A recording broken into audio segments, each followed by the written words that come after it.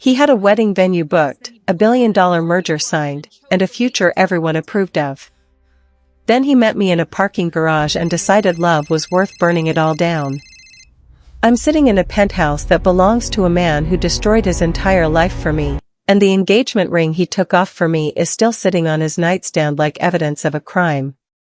8 months ago, I was Keisha Thompson, night shift waitress at Danny's Diner, walking to my beat-up Honda in the hospital parking garage after visiting my sick grandmother. I was nobody special, just another black woman trying to make ends meet in a world that barely noticed I existed. I was walking to my car after spending 6 hours at my grandmother's bedside when I heard groaning from behind a concrete pillar. My first instinct was to keep walking. Nothing good happens in hospital parking garages after midnight. But the groaning sounded like someone in real pain.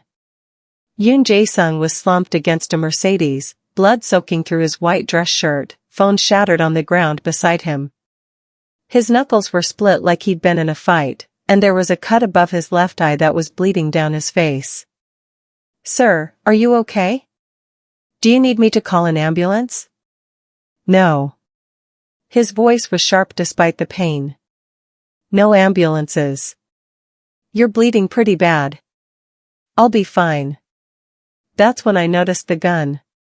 It was tucked into his waistband, partially hidden by his jacket, but visible when he shifted to try standing up. A gun that looked expensive and well-maintained and recently used.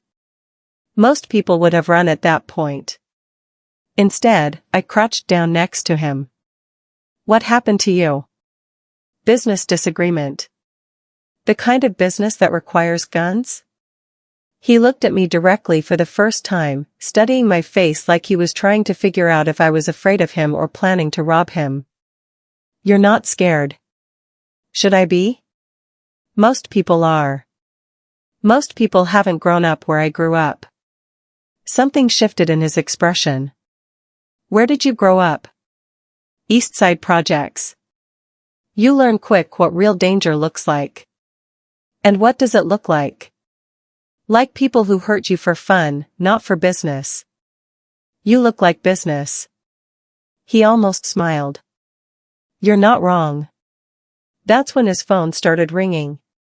Not the shattered one on the ground, but a second phone from his jacket pocket. When he pulled it out, I saw the screen. Song-yi. A beautiful Korean woman in what looked like an engagement photo.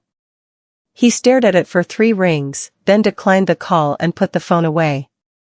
"Your girlfriend?" "My fiancée." "She's pretty." "She's perfect." "On paper." "What does that mean?" "It means she's everything my family wants me to marry. Smart, connected, from the right background. It also means I feel nothing when I look at her." The phone rang again. Song-yi, again. This time he powered it off completely. "Why aren't you answering?" "Because I don't want to lie to her about where I am or what happened tonight." "What did happen tonight?" "I found out her father has been skimming money from my organization's operations. $3 million over 2 years. "And you confronted him?" "I confronted the men he hired to move the money. Her father wasn't brave enough to handle it himself." That explained the blood, the split knuckles, the gun. Is he going to retaliate? Probably. But not tonight.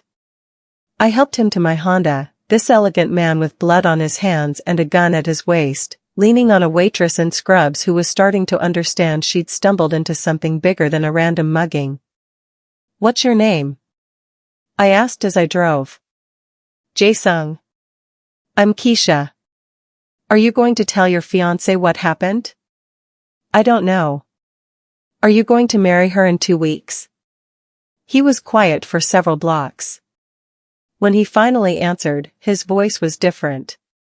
Softer. "I was planning to. Until tonight." "What changed tonight?"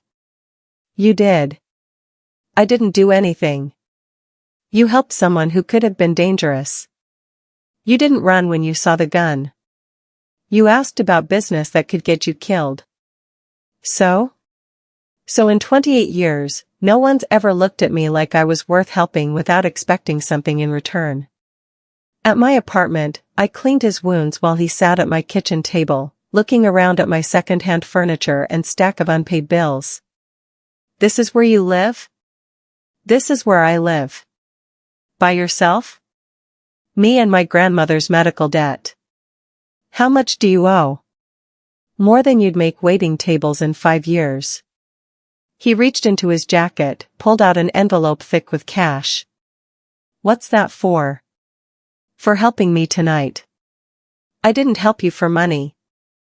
I know. That's why I'm giving it to you.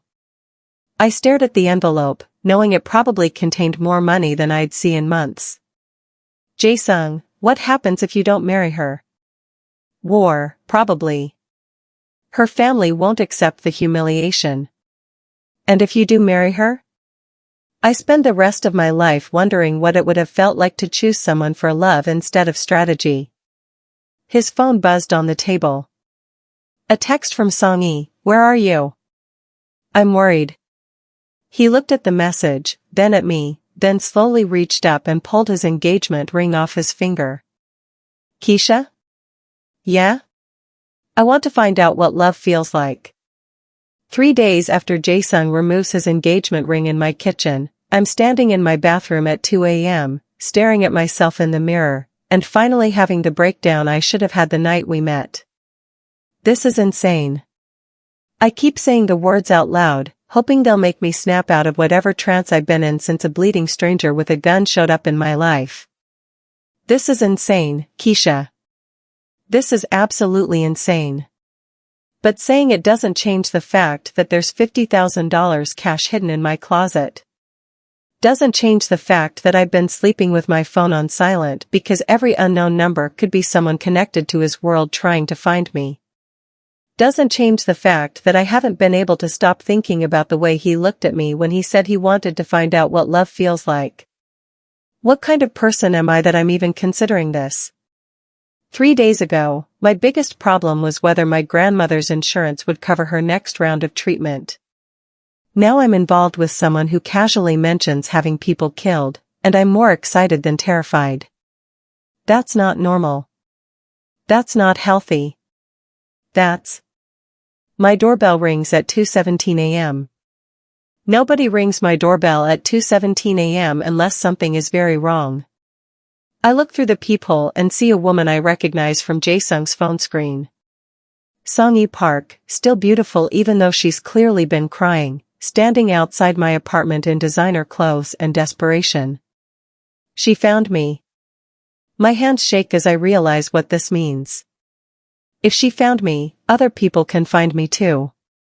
Other people who might not just want to talk. Keisha Thompson? Her voice carries through the thin door. I know you're in there. We need to talk. I don't know what you're talking about. You know exactly what I'm talking about. You're the reason my fiancée disappeared 2 weeks before our wedding. Ex-fiancée, I want to correct her, but that seems unnecessarily cruel. Ma'am, I think you have the wrong person.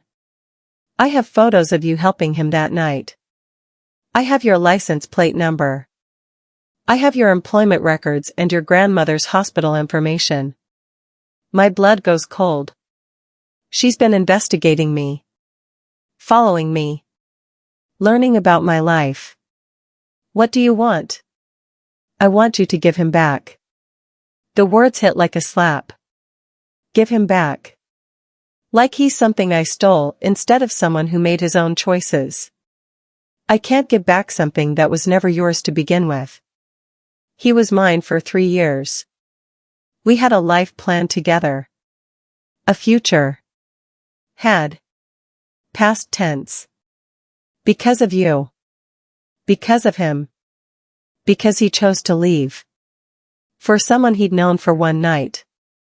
Song-yi's voice cracks on the last words, and I realize she's not here for revenge. She's here because she's broken and desperate and trying to understand how her entire life fell apart so quickly. Ms. Park. Do you know what it's like to have to cancel a wedding?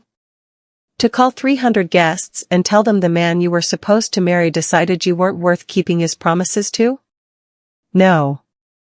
Do you know what it's like to have your father's business partnerships dissolve because your personal failure is seen as a sign of weakness? No. Then you don't know what you've done. But I'm starting to understand. And it's so much worse than I thought. What do you want from me? I want you to convince him to come home. Before my father decides that public humiliation requires public consequences. What kind of consequences? Song-yi looks directly at me through the peephole, and I see something in her expression that makes my skin crawl. The kind that start with the people he cares about. The next morning, I wake up to find Jae-sung's Mercedes parked outside my building with 2 bullet holes in the driver's side window. There's no note. No message. Just shattered glass and the unmistakable understanding that someone wants him to know they can reach him anywhere. That they can reach me anywhere. I call him with hands that won't stop shaking. The car, I say when he answers. Someone shot your car. Are you hurt? No. But Jae-sung, Song-yi came to my apartment last night. Silence. Long enough that I think the call dropped. What did she say? She said her father's business partnerships are falling apart because of what you did. She said public humiliation requires public consequences. And she said those consequences start with the people you care about. More silence. When he finally speaks, his voice is different. Colder. More dangerous than I've ever heard it. Pack a bag. Now. What? Pack a bag. Enough clothes for a week. I'm coming to get you. Jae-sung, I can't just disappear from my life. I have work, I have responsibilities. Keisha, listen to me carefully. Song-yi's father doesn't make empty threats. If he sent her to warn you, it means he's already decided you're a legitimate target. Target for what? For anything that will hurt me enough to bring me back. The casual way he says it makes my chest tight with panic I've been avoiding for 3 days. What does that mean exactly? It means Park Jin-woo thinks taking you will force me to choose between your safety and my independence. And will it? Yes. The simple honesty of it should scare me more than it does. Should make me realize I'm in over my head with someone whose world operates by rules I don't understand. Instead, it makes something warm spread through my chest that I don't want to examine too closely. Jae-sung? Yes? What happens if I don't run? What happens if I stay here and pretend this isn't happening? Then in 48 hours, you disappear. And I spend the rest of my life knowing I got someone killed for loving me. And if I run with you? Then you become part of a war you didn't choose and can't control. Those are my only options? Unless you want to convince me to go back to Song-yi and pretend the last 3 days never happened. Do you want to go back to her? No. Even knowing that staying with me means putting me in danger? Especially knowing that. Because putting you in danger means you're worth protecting. And I've never felt that way about anyone before. I look out my window at his bullet-riddled Mercedes, at the street that's been my neighborhood for 2 years and might never be safe for me again.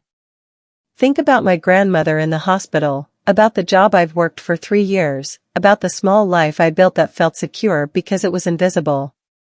Think about Jae-sung removing his engagement ring, about the way he looked at me when he said he wanted to choose someone for love instead of strategy.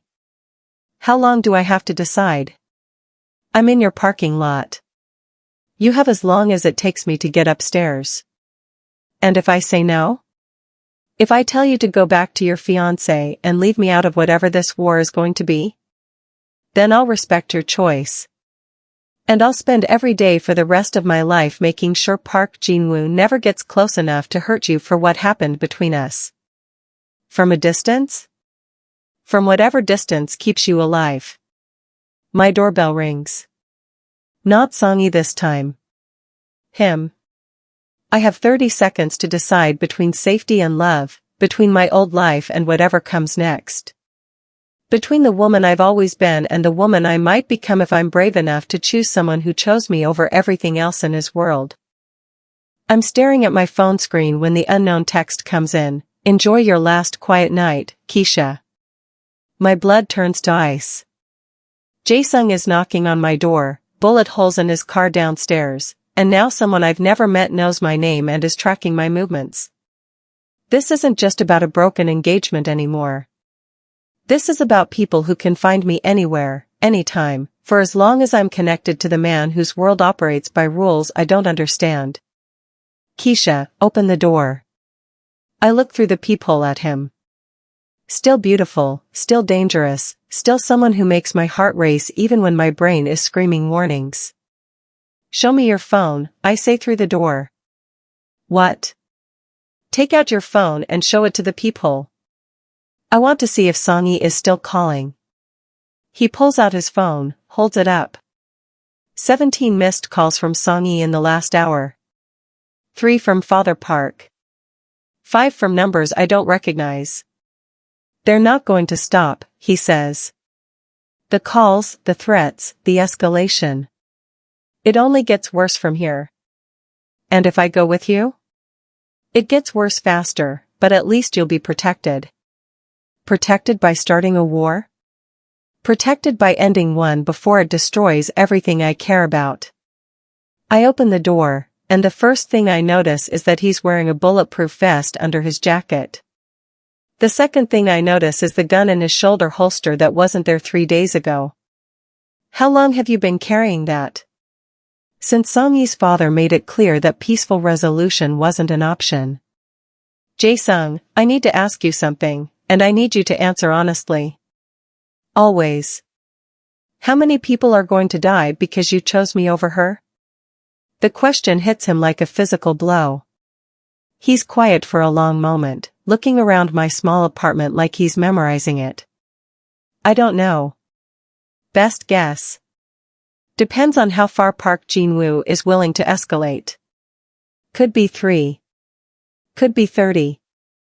And you're okay with that? I'm okay with protecting what matters to me. Even if what matters to you doesn't want people dying for it. That stops him cold. What do you mean?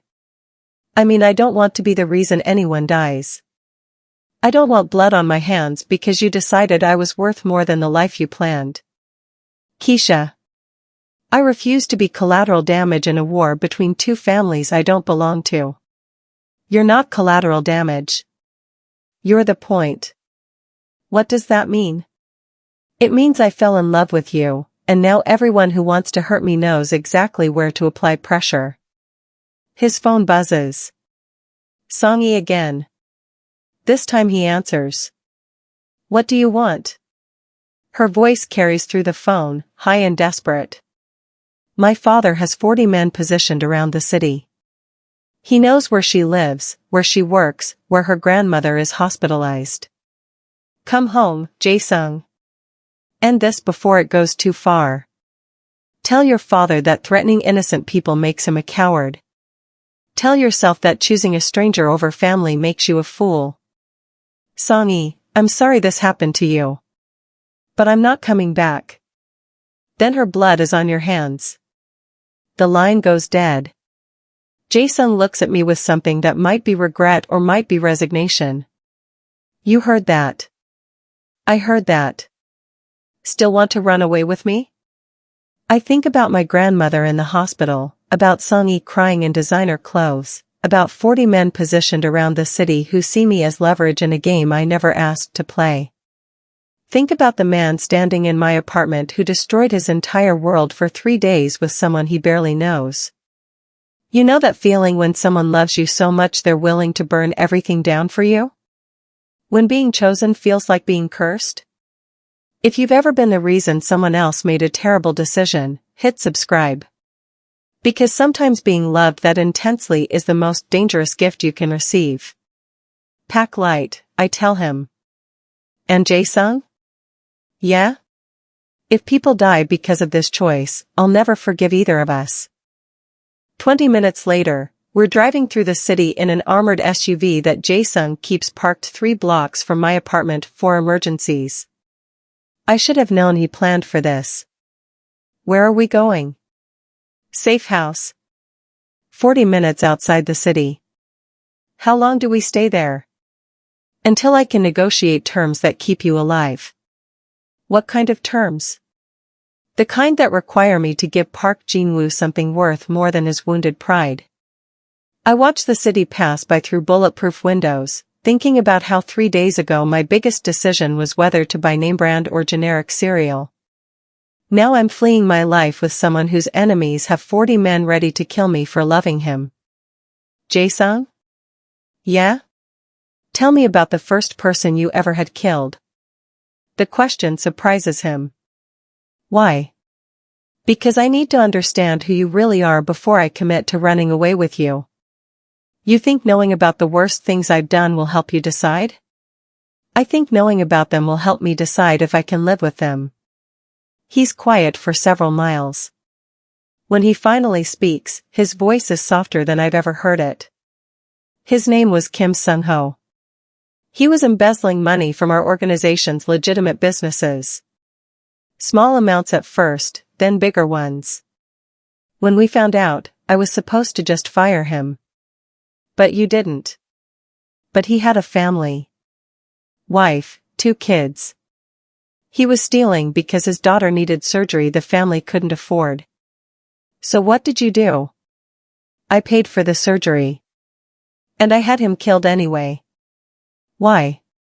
Because mercy looks like weakness in my world. Because other people were watching to see what I do. Because sometimes doing the right thing for one person means doing the wrong thing for everyone else.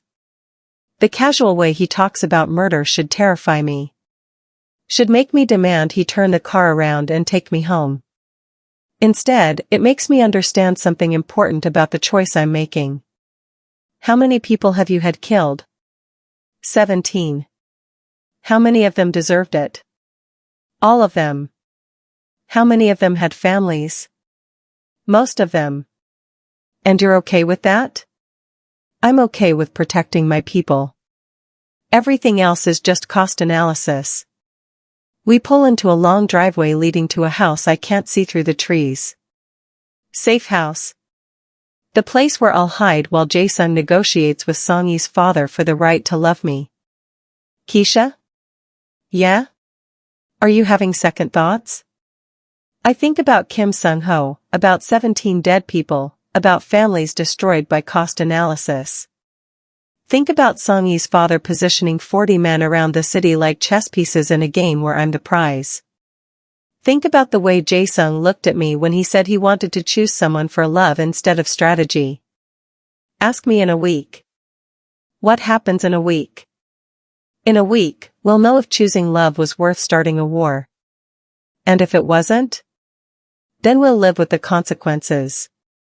Together? I look at him in the dashboard light, this dangerous man who removed his engagement ring for someone he'd known for 3 days. Together. The safe house appears through the trees. Large, isolated, surrounded by security I can't see but know is there. My new home until the war ends. Or until it kills us both. Day 3 at the safe house, I wake up to find Jae-sung on the phone with someone speaking rapid Korean, and I can tell by his tone that the situation is escalating fast. How bad? I ask when he hangs up. Bad. Park Jin-woo isn't interested in negotiation. What does that mean exactly? It means people are getting hurt, and it's going to get worse before it gets better.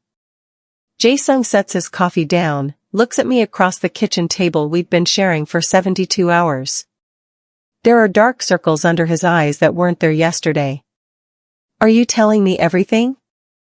I'm telling you enough. That's not the same thing. Keisha, some details won't help you sleep better at night. The careful way he says it makes my stomach clench. This isn't just about business disagreements anymore. This is about people whose lives are being destroyed because we fell in love. My phone rings. Unknown number, like the text from 3 days ago. Against my better judgment, I answer. Hello? Miss Thompson? A woman's voice, accented, older. This is Mrs. Park. Songyi's mother. My blood turns cold. How did you get this number? I get any number I need when my family is falling apart. Mrs. Park, I'm sorry about what happened. Are you? Are you sorry that my daughter collapsed last night? That she's under observation because she can't handle the fallout from your choices? The words hit like physical blows. Is she okay? She's not stable. She hasn't been stable since he disappeared 2 weeks before their wedding. Mrs. Park's voice cracks, and I realize she's not calling for revenge. She's calling because she's desperate. The doctors say she's having a complete breakdown. She can't eat, can't sleep, can't function. All because the man she loved chose a stranger over 3 years of promises. I look at Jae-sung, who's watching my face and probably understanding more of this conversation than I want him to. What do you want from me? I want you to convince him to come home. Before my daughter completely falls apart. Before this situation destroys more families. I can't make him do anything. You made him leave his fiancée 2 weeks before their wedding. You have more power over him than you want to admit. Mrs. Park hangs up before I can respond. I sit at the kitchen table, staring at my phone, trying to process what I just heard. Songyi had a breakdown. Jae-sung goes very still. How bad? She's under observation. Her mother says she can't handle what we did to her. Keisha. How are we supposed to be happy knowing that someone's falling apart because we fell in love? The same way every couple is happy knowing their love caused pain to someone else. Most couples don't cause complete mental breakdowns. Most couples don't love each other enough to risk everything. The weight of it settles between us like a physical presence. Someone is falling apart because we chose each other. What do you want me to do? He asks quietly. I want you to tell me how we live with this. That afternoon, I make a decision that changes everything. I call Songyi's hospital room. Why? Jae-sung asks when I tell him what I'm planning. Because I need to hear her voice. I need to understand what we did to her. And then what? Then I'll know if loving you is worth destroying her. The phone rings 4 times before she answers. Hello? Her voice is weak, distant, medicated. Songyi, this is Keisha Thompson. Silence. Long enough that I think she hung up. You're calling to check on your damage? I'm calling to apologize. For what? For taking my fiancé? For ruining my life? For making me lose my mind? Each word cuts deeper than the last. For all of it. Your apology doesn't give me my sanity back. I know. It doesn't give me back 3 years of believing I was building something real. I know. It doesn't explain to my family why their daughter wasn't worth keeping promises to. Songyi's voice breaks, and the sound makes my chest tight. I loved him, she whispers. For 3 years, I loved him. And he threw that away for someone he'd known for 3 days. Songyi. Do you know what that feels like? To realize that 3 years of your love was worth less than 3 days of someone else's attention? No. Then you don't understand what you've done. Help me understand. You've made me realize that I'm the kind of woman men leave. Not the kind they choose. Not the kind they fight for. The kind they abandon when something better comes along. The raw pain in her voice makes me want to hang up, but I force myself to keep listening. That's not true. Isn't it? He saw you once and decided you were worth more than everything we built together. Maybe what you built together wasn't as real as you thought. The words come out harsher than I intended. Songyi goes quiet. You think our relationship wasn't real? I think it was an arrangement. Business disguised as love. And what you have with him isn't. The question stops me cold. Because what do we have, really? 3 days of intensity followed by running away together. Is that love or just adrenaline? I don't know, I admit. At least you're honest. Song-yi, what would it take? For you to forgive him? For your father to end this? It's too late for forgiveness. Too much damage is done. Too many people are paying the price. There has to be something. There was something. 3 days ago, there was something. But you chose each other, and now we all have to live with the consequences. What consequences?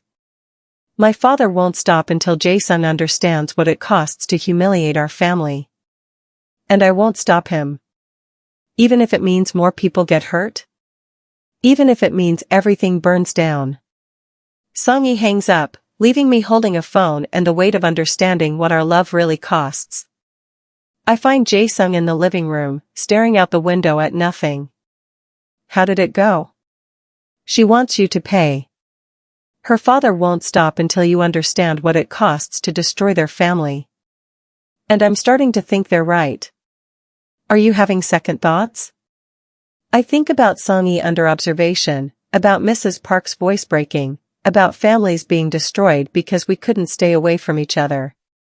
Think about the way Jae-sung looks at me like I'm worth burning the world down for.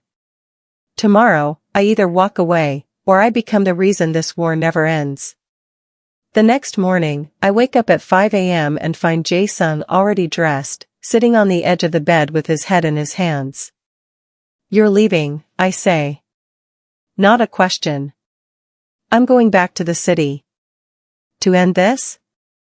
To try. I sit up, pull my knees to my chest. And me? That's your choice. It always has been. Has it?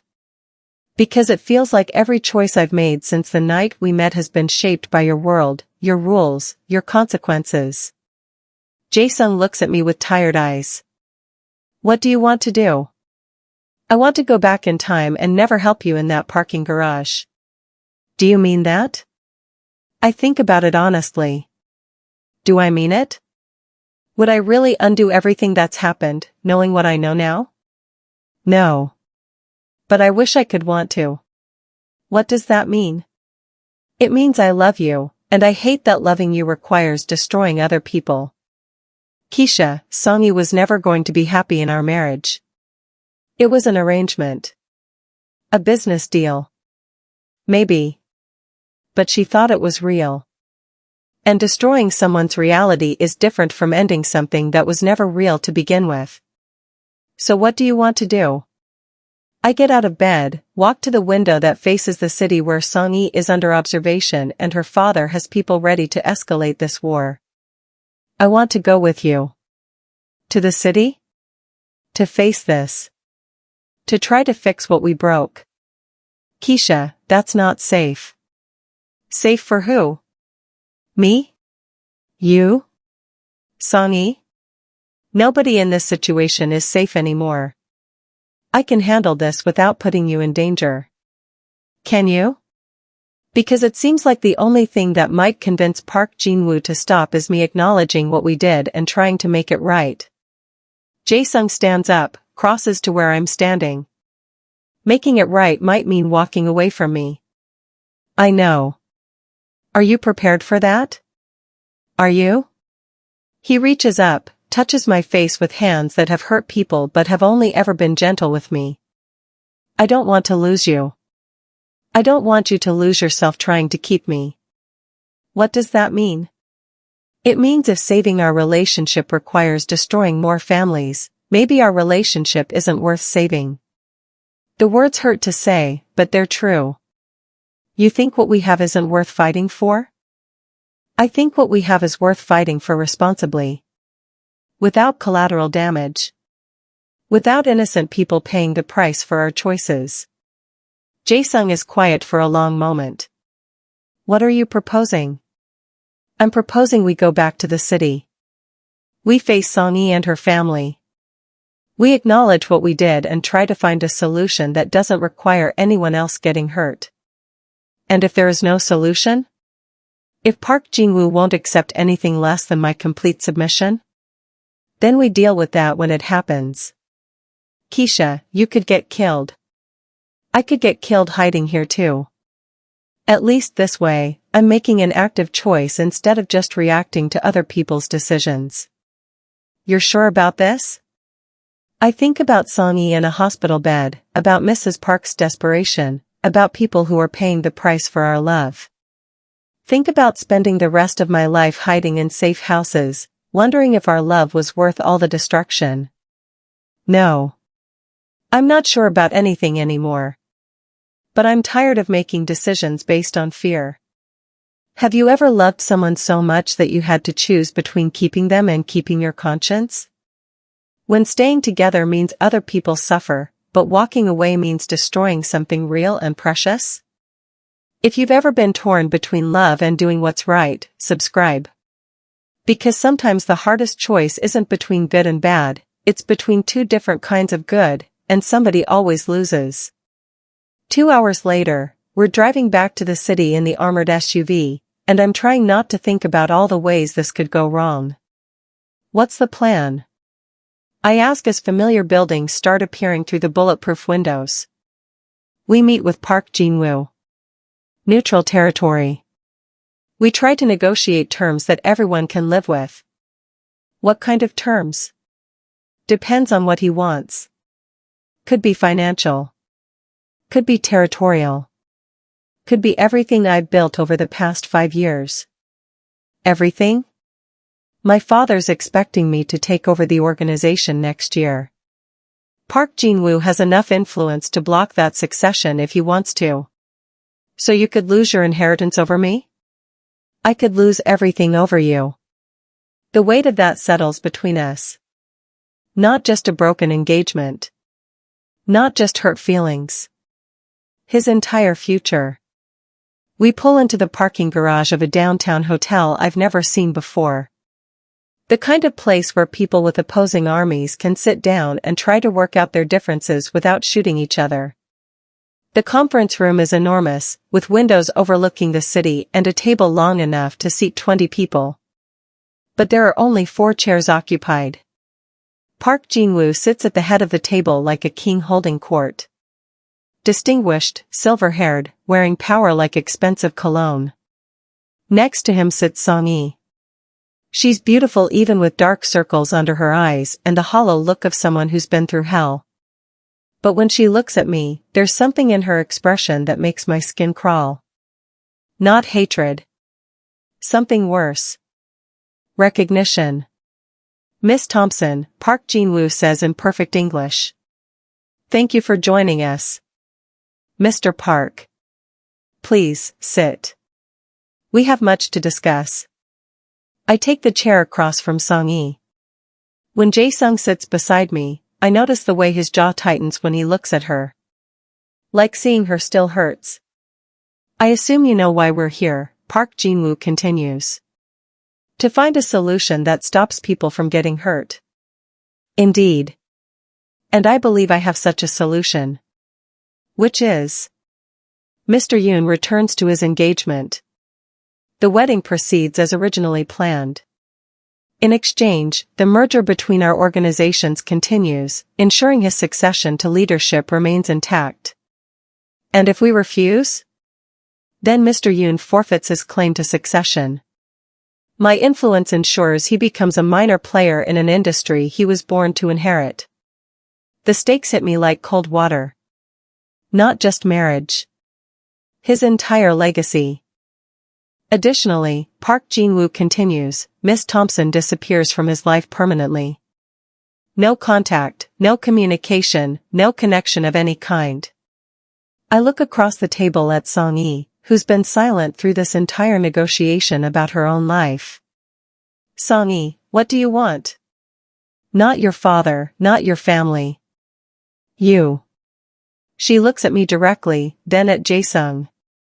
For just a moment, his grip tightens on the table edge, and I see something flicker across his expression. History. 3 years of shared moments I'll never be part of. I want him to choose me, she says quietly. Not because he has to. Not because of business or family pressure. But because I'm worth choosing. And if he doesn't? Then I'll know I wasn't enough. That 3 years of loving someone wasn't enough to make them love me back. Song-yi. I can survive a loveless marriage, Keisha. I can survive being used for business arrangements. But I can't survive being the woman who wasn't enough to keep the man she loved. The raw honesty in her voice breaks something inside my chest. Because I understand exactly what she means. Song-yi's words hang in the air like a challenge, and I realize this isn't just about broken promises or business arrangements. This is about 3 people trying to figure out what love is supposed to cost. Song-yi, I say carefully, what if he chooses you now? What if he comes back, marries you, gives you everything you think you want? Will that really prove you were enough? It will prove I was worth fighting for. No. It will prove he was willing to sacrifice someone else to avoid consequences. Park Jin-woo clears his throat. Miss Thompson, with respect, this is not a debate about love. This is a negotiation about repairing damage. What kind of damage? Financial damage. Social damage. The damage done when agreements are broken without consultation. You mean the damage done when your daughter's fiancé chose someone else? I mean the damage done when a business partnership worth $50 million was destroyed by personal feelings. $50 million. I feel like I've been slapped. This was all about money? This was all about stability, Park Jin-woo corrects. The merger between our organizations represents years of planning. Joint investments, shared territories, coordinated operations. And Song-yi was what, collateral in your business deal? Song-yi was a willing participant in a mutually beneficial arrangement. I look across the table at her. Is that true? It doesn't matter if it's true. Of course it matters. No, it doesn't. Because willing or unwilling, I still got left. I still wasn't enough to make him stay. Jae-sung speaks for the first time since we sat down. Song-yi, you were enough. You've always been enough. Then why did you leave? Because enough isn't the same as everything. The words hit like a knife. Song-yi flinches, and I see Park Jin-woo's expression harden. Mr. Yoon, he says coldly, that answer is unacceptable. It's the only honest answer I can give. Honesty is a luxury you can't afford right now. What does that mean? Park Jin-woo slides a document across the table. It means you have a choice to make. Sign this agreement, return to your engagement, proceed with the wedding as planned. In exchange, your succession remains secure and this situation ends quietly. And if I refuse? You forfeit your inheritance, your position, and your future. Additionally, Miss Thompson faces consequences for her role in destroying a legitimate business partnership. My blood turns cold. What kind of consequences? The kind that ensure you understand the cost of interfering in matters beyond your comprehension. Are you threatening me? I'm educating you. Jae-sung's hand finds mine under the table. Keisha doesn't face any consequences. This is between you and me. Miss Thompson made choices. Choices have consequences. She helped someone who was bleeding. That's all she did. She chose to continue helping someone who belonged to someone else. I don't belong to anyone, Jae-sung says quietly. You belong to my daughter. You made promises to my daughter. You accepted my family's trust and investment. I made a mistake. Which mistake? Proposing to Song-yi, or choosing Miss Thompson? Jae-sung looks at me, then at Song-yi, then at the contract that represents everything he was born to inherit. I don't know anymore. The admission hits the room like a bomb. Because for the first time since this started, he's acknowledging that maybe leaving Song-yi was wrong. Maybe choosing me cost more than our love is worth. What does that mean? I ask. It means I've destroyed multiple lives for something I can't even define. Jae-sung's words echo in the conference room, and I realize he's not just questioning his choices. He's questioning us. You can't define what we have? I ask. Can you? 3 days of knowing each other, followed by running away together. Is that love or just adrenaline? Are you seriously asking me that right now? I'm asking because I need to know if what we have is worth everything I'm losing for it. The question feels like being stabbed. And if it's not? Then I've destroyed Song-yi's life for nothing. Song-yi makes a small sound, almost like relief. Like hearing him doubt us is the first good thing that's happened to her in weeks. Jae-sung, I say carefully, are you saying you want to go back to her? I'm saying I don't know if I was running toward you or away from a life I didn't want. Those aren't the same thing. Aren't they? Park Jin-woo leans forward, sensing opportunity. Mr. Yoon, it's not too late to correct this mistake. What mistake? Leaving Song-yi or choosing Keisha? Both. I stand up abruptly. I'm not sitting here while you decide whether I'm a mistake or not. Keisha, wait. No. I'm done waiting. I'm done being something you have to choose or reject or define or question. What does that mean? It means I'm making the choice for you. I look at Song-yi, who's watching this with the intensity of someone whose entire future hangs on what happens next. Song-yi, do you want him back knowing he might always wonder about me? I want him back any way I can get him. Even if he doesn't love you the way you love him? Even then. And you, I turn to Jae-sung, do you want to spend the rest of your life wondering what would have happened if you'd been brave enough to choose love over security? Keisha. Because that's what this is really about. Not Song-yi, not your inheritance, not $50 million in business partnerships.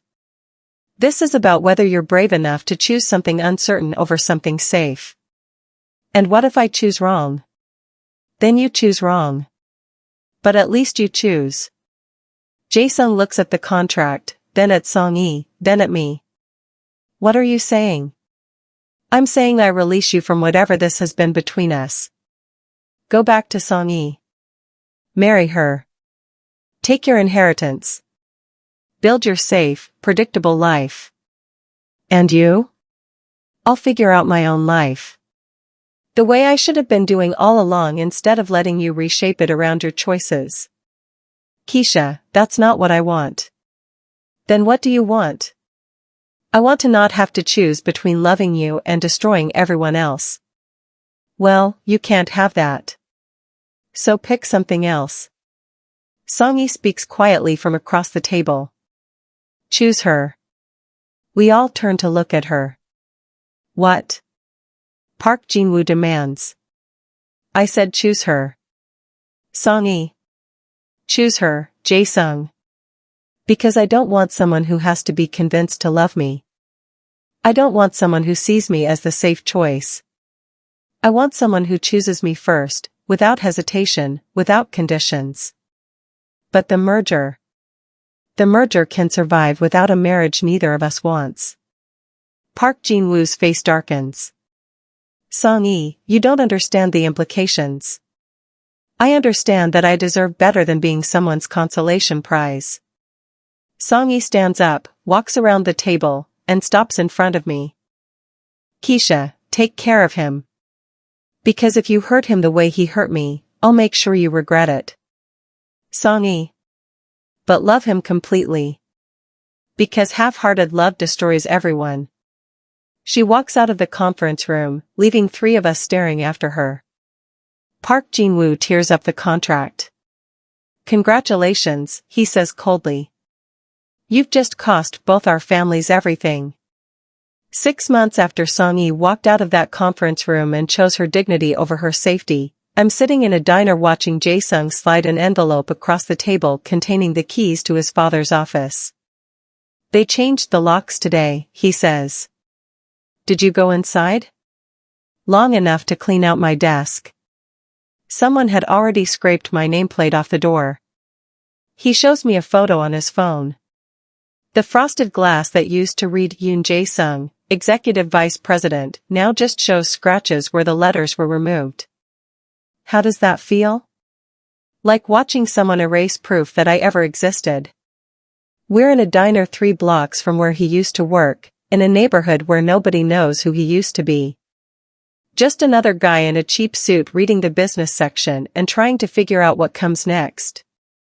The board announced my replacement this morning, he continues, showing me the newspaper.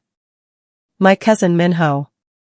He's 23 and has never made a decision more complicated than which tie to wear. Any regrets? About which part? About choosing me over everything you were supposed to have. Jae-sung folds the newspaper, looks at me across a table that's nothing like the expensive conference rooms where his old life happened. Do you regret helping me that night? I regret how long it took us to figure out how to love each other without destroying other people. But not the helping. Not the helping. Then no. No regrets about choosing you. I think about the woman I was 6 months ago. The one who felt invisible, who accepted whatever circumstances other people created for her, who thought love meant being grateful when someone picked her. Jae-sung? Yeah? I used to think love meant being chosen. Now I know it means choosing back every day, even when it's hard. Especially when it's hard. What happened to Song-yi? She started her own fashion consulting business. Dating someone who proposed on their 3rd date because he couldn't imagine waiting longer. Good for her. She sends Christmas cards. Last year said, "Thank you for teaching me what I deserve." And her father? Moved his operations to the West Coast. We don't cross paths anymore. Jae-sung reaches across the table, takes my hand. His fingers aren't as soft as they used to be. He's been doing actual work instead of just managing other people's work. Keisha, do you think we would have made it if we'd met some other way? I think we needed the drama to figure out what we really wanted. And what do we really want? To choose each other when it's easy and when it's not. To build something real instead of just surviving something intense. Are we doing that? I look at him in the afternoon light. This man who gave up an empire for something he couldn't define, who's learning to be happy with small victories instead of inherited power. We're learning how. Is that enough? It's everything. My phone buzzes. Text from my sister, still happy with your dangerous boyfriend? I show Jae-sung the message. What should I tell her? Tell her he's not dangerous anymore. He's just expensive. Expensive how? Expensive like real love always is. It costs you everything you used to be so you can become everything you're meant to be. If you've ever chosen something that cost you comfort but gave you clarity, you understand. Subscribe if you know what it means to love someone enough to become someone new.